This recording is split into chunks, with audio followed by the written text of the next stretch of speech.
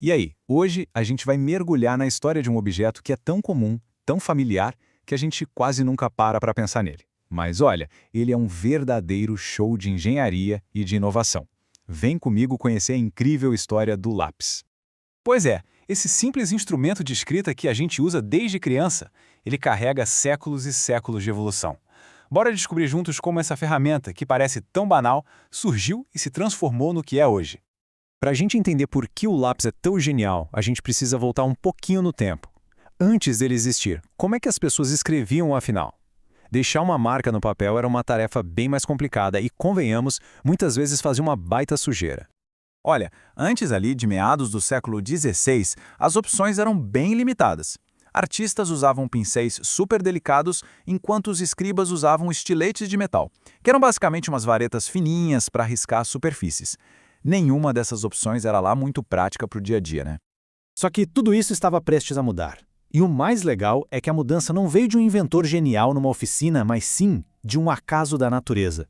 Foi a descoberta de um material escuro, macio e com potencial simplesmente incrível. Tenta imaginar a cena comigo. Lá no norte da Inglaterra, uns pastores de ovelhas encontram um depósito gigantesco de um mineral preto, meio brilhante. Era grafite, numa forma pura que era de cair o queixo. E o primeiro uso? Marcar as ovelhas. Mal sabiam eles que, com aquele gesto tão simples, estavam dando pontapé inicial para uma verdadeira revolução na escrita. E é aqui que aparece o primeiro grande desafio de design. O grafite puro era excelente para deixar uma marca, mas para manusear era péssimo. Quebrava à toa e sujava tudo. A pergunta era clara: como é que se transforma essa rocha toda frágil numa ferramenta de escrita que funciona? As primeiras soluções foram, vamos dizer assim, bem criativas e rústicas. Os bastões de grafite eram enrolados em cordas, ou então envoltos em pele de carneiro, só para dar um pouco mais de firmeza e, claro, manter as mãos limpas. Funcionava, mas ainda estava longe de ser uma solução elegante. E aqui vale um parêntese super importante, para a gente acabar com uma confusão que dura até hoje. Naquela época, os químicos achavam que o grafite era um tipo de chumbo. Por isso que em inglês se fala lead pencil, que a gente traduziu como mina de chumbo. Mas não tem nada a ver. O grafite é uma forma de carbono, totalmente seguro. A solução para toda aquela sujeira e para a fragilidade do grafite já estava a caminho. Faltava só criar uma embalagem perfeita que finalmente transformaria aquela rocha numa ferramenta de verdade. E essa inovação daria ao lápis a forma icônica que a gente conhece hoje. Quem saiu na frente foram os italianos, que tiveram a ideia de escavar um bloquinho de madeira de zimbro para encaixar o grafite dentro. Mas o verdadeiro pulo do gato no design veio logo depois. Em vez de escavar um bloco inteiro, o processo foi simplificado para usar duas metades de madeira. Uma ranhura era feita em cada lado, o grafite ia no meio e as duas partes eram coladas. Simples, genial e, pasmem, é basicamente o mesmo método que a gente usa até hoje. Ok, o corpo de madeira resolveu o problema de como segurar o lápis. Mas e a alma dele? A mina de grafite? Ela ainda era meio inconsistente, sabe? Um novo desafio de engenharia precisava ser superado. Pensa bem, o grafite inglês era ótimo, de altíssima qualidade, mas era um recurso natural. E como toda coisa da natureza, era imprevisível. Alguns pedaços eram mais duros, outros mais macios. Isso tornava impossível criar um padrão de escrita que fosse confiável. A grande virada mesmo veio em 1790.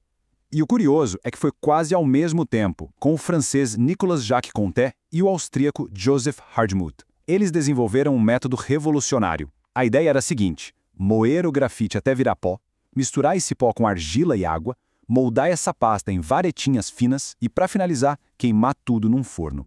E aqui, gente, tá a grande sacada. Ao variar a proporção de argila na mistura, era possível controlar com precisão a dureza da mina. Mais argila resultava num lápis mais duro, para traços mais claros, o nosso H de hard.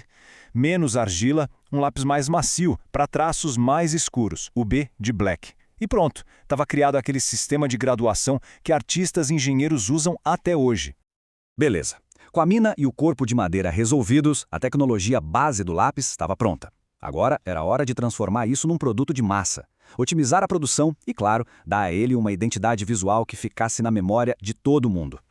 Tudo começou na Alemanha, mas a industrialização não demorou para cruzar o oceano.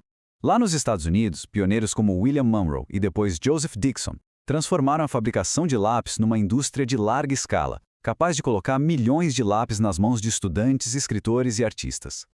Agora anota aí essa data, 1858. Um ano que marca um momento de pura conveniência. Uma invenção pequena, mas absolutamente genial, que mudou para sempre o jeito da gente lidar com os erros no papel. Foi nesse ano que um cara chamado Hyman Lipman patenteou a ideia de juntar o lápis e a borracha numa ferramenta só. Uma solução que hoje parece óbvia, mas que na época foi revolucionária. O lápis se tornou uma ferramenta completa de criação e correção. Olha que curioso, até o finalzinho do século XIX, os lápis eram objetos bem funcionais. Sabe, geralmente com cores escuras ou só na madeira mesmo. Mas aí, em 1890, a empresa L&C Radmuth lançou um lápis de luxo, o Koh-i-Noor, e pintou ele de uma cor vibrante que se tornaria o padrão da indústria. Mas, de tantas cores no mundo, por que justo o amarelo? Por que o amarelo virou a cor do lápis? A resposta não tem nada a ver com estética, e sim com uma estratégia de marketing brilhante e totalmente inesperada. Gente, isso aqui foi um golpe de mestre do marketing. Naquela época, o grafite de melhor qualidade vinha da região da Sibéria, bem na fronteira com a China. E na cultura chinesa, o amarelo é a cor da realeza, do respeito, do prestígio. Ao pintar o seu lápis top de linha de amarelo, a Hardmeat estava mandando uma mensagem poderosa. Este lápis contém o melhor grafite do mundo. É um produto de luxo. O resultado? A estratégia deu tão certo que os concorrentes correram para copiar e o amarelo acabou virando padrão mundial de qualidade. Então, se a gente for resumir, a história do lápis é essa soma de inovações, né? A gente tem a descoberta da matéria-prima, depois a criação de um corpo funcional, a invenção de uma mina que podia ser controlada, a capacidade de produzir em massa e, por fim, um design que virou um ícone. Cada passo desses foi absolutamente fundamental. E essa jornada toda, de séculos, traz a gente até hoje. Em um mundo dominado por telas e teclados, qual é o futuro dessa ferramenta tão analógica? Será que o humilde lápis ainda tem um lugar em meio a tanto avanço tecnológico? Talvez a maior força dele esteja justamente aí, na simplicidade. O lápis não precisa de bateria, não tem software para atualizar e conecta a nossa mão direto ao papel de um jeito muito intuitivo. É a prova de que as soluções mais duradouras muitas vezes nascem de uma longa e engenhosa história de inovação. Fica aí a reflexão pra gente, né? Que outros objetos do nosso dia a dia escondem histórias tão incríveis quanto a do lápis?